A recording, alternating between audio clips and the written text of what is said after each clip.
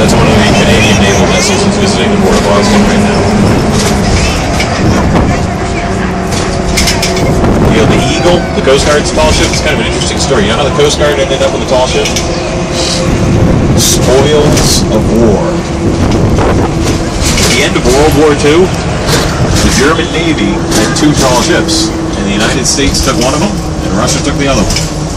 The one that the United States took, we gave to the Coast Guard to become the sail training vessel for the U.S. Coast Guard Academy.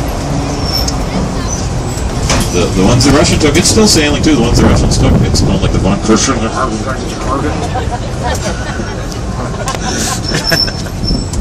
It's still around. They're built in the 1930s, so they're tall ships, but they're made out of steel hulls.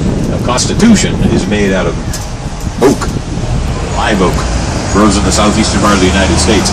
And that made the Constitution a high-tech warship because live oak is so hard, cannonballs typically could not penetrate the hull.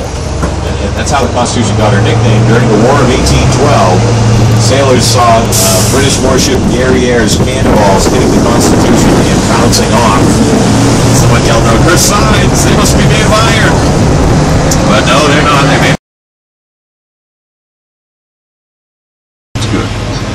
Okay, now, even with no traffic, you still cannot just drive the duck right in. It is critical. Before you go in the water, you have to come to a complete stop. Then you have to...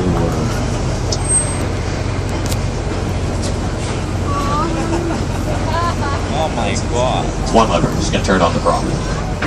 Okay, so that's it. I've just engaged the propeller, so now I'm going to take my foot off the brake. I'm going to blow the horn. We're going in. You ready? Ready. Yeah. Here comes splashdown into Ready. Charles.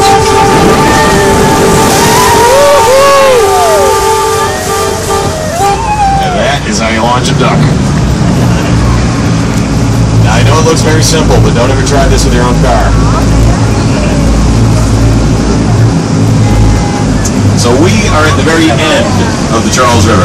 If you look to the left, on the other side of these bridges, there's a dam. Behind that dam is Boston Harbor. We're not going to go out to sea. For our cruise, we're going to head upstream, and in order for us to get upstream, we're going to drive right through the old Charles River Dam. That's what the structure out in front of us is. We just drove across the old dam. Now we're going to go through it. Well, we started out on top of the old dam. There's another one of our fleet over there. There's Grand Banks trawl. They're tied under the pilings there. The drawbridges, typically drawbridges will give the right of way to boats over motor vehicular traffic. So most of the time a bridge, guy on a boat will call the bridge and they'll stop traffic and open up. But in the city, at rush hour, they give the cars priority. So that guy, he's like tying onto the island over there because he's probably going to have to sit here until 6 o'clock before they'll give him an opening in the drawbridge. These guys are a little bit too big to fit through the bridge up ahead of us, but we fit underneath no problem. We don't need to open the bridge to go through. The reason we dammed up this river is behind us in Boston Harbor, we got a big tide. You know, the water in our harbor is always either going up or going down with the tide. It's about every 6 hours we have either a high tide or a low tide in Boston Harbor. Right now the tide should be on the way back in. I think it was low at about 4 today, so I'll make it high at around 10 this evening. Average rise in the tide in Boston Harbor is about 9 feet. But today, the tides are much higher than average because there's a full moon tonight. Yeah, tonight's the full buck moon. And with a full moon, the tide will rise over 12 feet tonight. Right? So there's a lot of water coming and going with the tides. Even when there's not a full moon, a 9-foot tide, still a lot of water. That's why we dammed up the river. By putting a dam on the end of the river, what we're able to do is keep the river at this one level constantly. If we didn't have a dam, the river would be going up and down with the tides.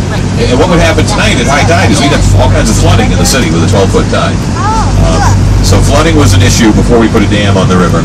And the other issue was without a dam, at low tide, the river would empty out almost completely, twice every single day. Low tide would happen twice every day, and at low tide the river would drain right down till this was just like a big mud flat, little stream running through the middle. So it's a little nicer having it full all the time, and it's nice not having the city flood when you get a full moon or a big storm. So we've been keeping the river dammed since 1909. Now the river looks kind of dirty, but this is the natural color of the river. And you know, there's a lot of rivers in New England that look like this. Every fall when all the leaves fall off the trees, it causes tannins to build up in the soil.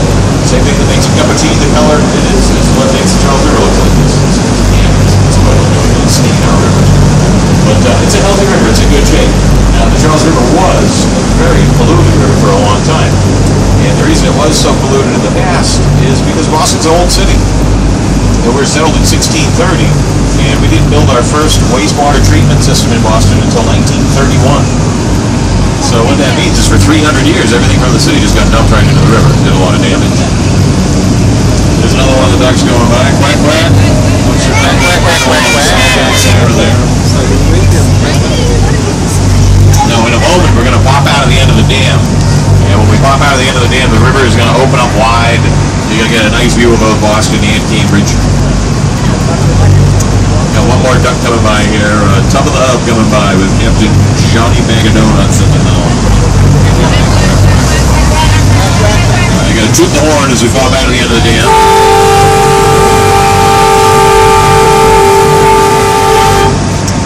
So I think every duck that has gone by us has been one of our custom-built ones, like this one. But now, we got an original. So if you look to the left, Beacon Hilda is coming downstream. And Beacon Hilda, that duck was built in Pontiac, Michigan, sometime between 1942 and 1945. It's one of the originals.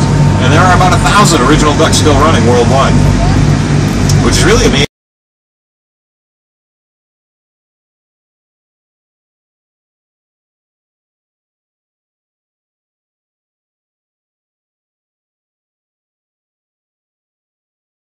It's not happening fast enough.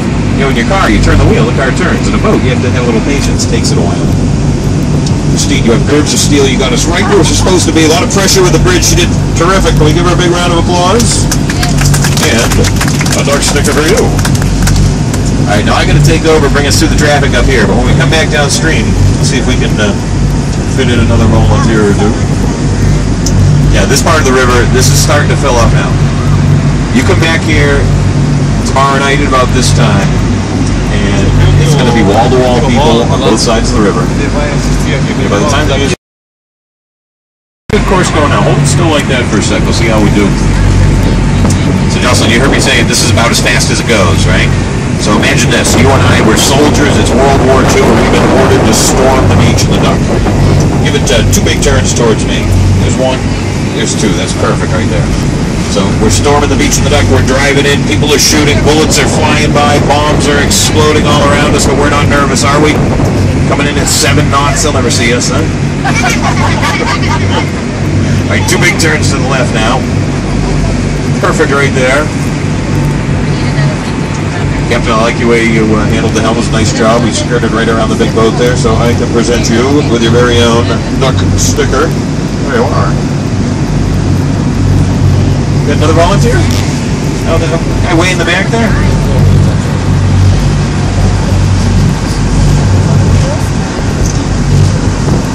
Alright, what's your name? Ryan? Awesome. Welcome to the helm, Ryan.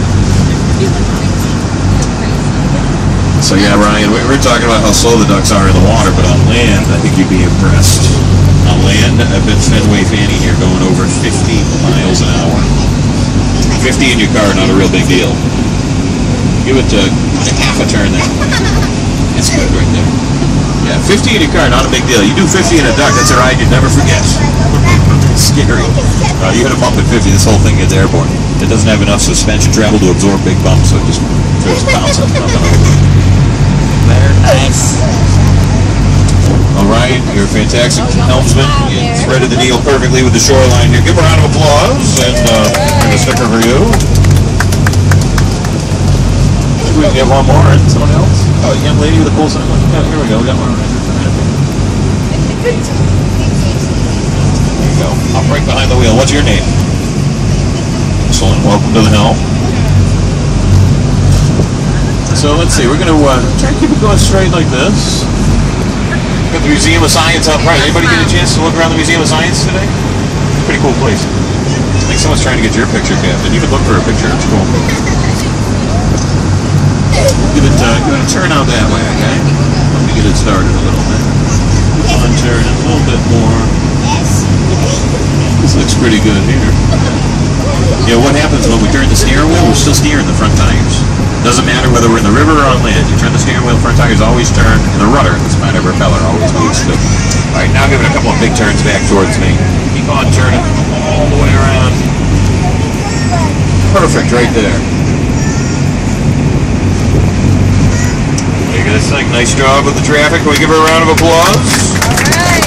And I have a sticker for you. I think we can squeeze in one more. Way up back with the cool sunglasses.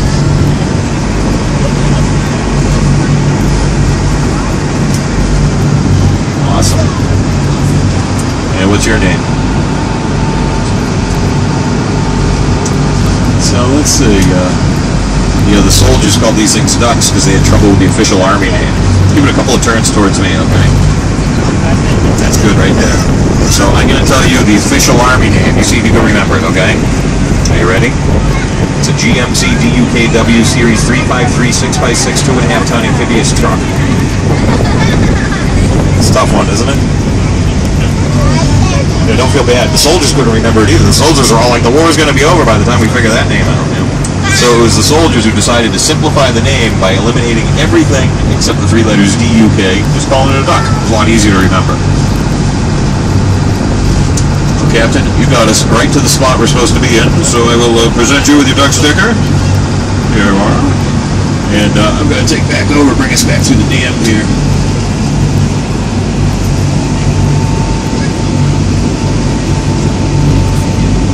If you look over on the right, just about all the buildings on the right here are part of the Massachusetts General Hospital Complex.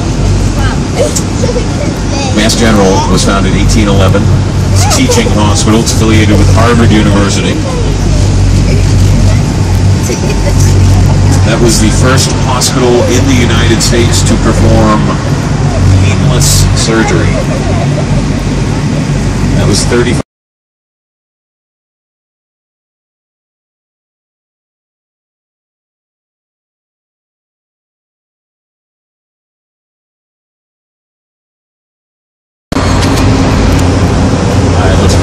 So I'm going to slow the engine down, and you might feel a little bump. That'll be the front wheels at the bottom. There. Pulling us up. Here come the back wheels. And that's it. We got another successful duck cruise on the Charles River.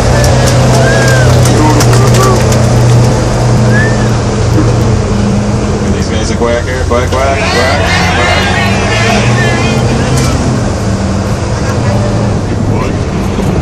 We got stuck in traffic. That duck left at the same time we did. We just get into the river.